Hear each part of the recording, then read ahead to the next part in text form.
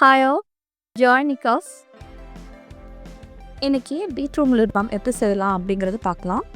So அதுக்கு பீ wax தேவைப்படுது. இதுதான் சுத்தமான பீ வேக்ஸ், இப்படி தான் இருக்கும். Coconut oil, vitamin E oil, shea butter, bee wax, beetroot powder.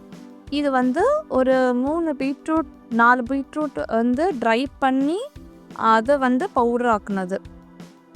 Double boiling மெத்தடில் நம்ம ஏற்கனவே லாஸ்ட் வீக் பார்த்துருக்கோம்ல, அதை மாதிரி கோகோனட் ஆயிலையும் பீ வேக்ஸையும் நம்ம மெல்ட் பண்ணிடணும். ஒன்ஸ் மெல்ட் ஆனோடனே நம்மளுக்கு அந்த கன்சிஸ்டன்சி எல்லோயிஷாக கிறிஸ்டல் கிளியராக இருக்கும். இப்போ நம்ம essential oil, vitamin E oil, so அந்த ரெண்டையும் நம்ம ஆட் பண்ணிக்கலாம். அதோட ஷியா பட்டர். ஸோ இது நல்ல ஒரு லிப்க்கு நல்ல ஒரு கன்சிஸ்டன்சி கொடுக்கும் நம்மளுக்கு.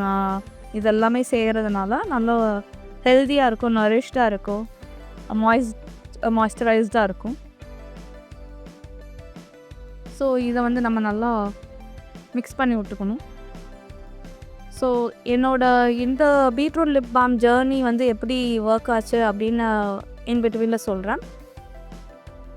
பீட்ரூட்டை அந்த கன்சிஸ்டன்சியில் இருக்கிற இதில் நல்லா நம்ம தேவையான அளவு, என்ன கலர் அளவுக்கு நமக்கு தேவைப்படுமோ அதை நம்ம ஆட் பண்ணிக்கணும்.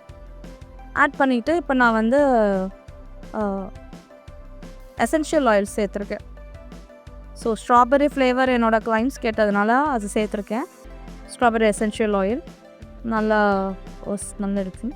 நல்லா நம்ம மிக்ஸ் பண்ணும்போது பார்க்க வேறு கலர் மாதிரி வரும். பட் நம்ம லிப் அப்ளை பண்ணால் பீட்ரூட் பவுடர் இருக்குது பார்த்திங்களா, அந்த கலரில் தான் நம்மளுக்கு அப்ளை ஆகும். ஸோ இந்த லிப் பாம் நான் ரெடி பண்ணுறதுக்கான காரணம் பார்த்திங்க அப்படின்னா, என்னோடய கிளைண்ட்ஸ் பிங்கிஷாக என்னோடய லிப்ஸாக இருக்கணும் போட்டால் அப்படின்னு நிறைய பேர் கேட்டதுனால நான் இதை ட்ரை பண்ணி ஒர்க் அவுட் பண்ணி எடுத்தேன். ஸோ இதுக்கே ஒரு 2-3 months ஆச்சு அதை ப்ராப்பராக ட்ரை பண்ணி இது பண்ணுறதுக்கு. இப்போ நீங்கள் பார்த்தீங்க அப்படின்னா நல்ல ஒரு நம்ம ஸ்கின்னில் அப்ளை பண்ணி பார்க்குறேன் பாருங்கள், நல்லா க்ளோயிங்காக கொடுக்கும், நம்மளுக்கு நல்லா மாய்ஸ்சரைசிங் கொடுத்தேன். ஸோ எவ்வளோ நல்லா ஷைனிங்காக இருக்குது பார்த்தீங்களா.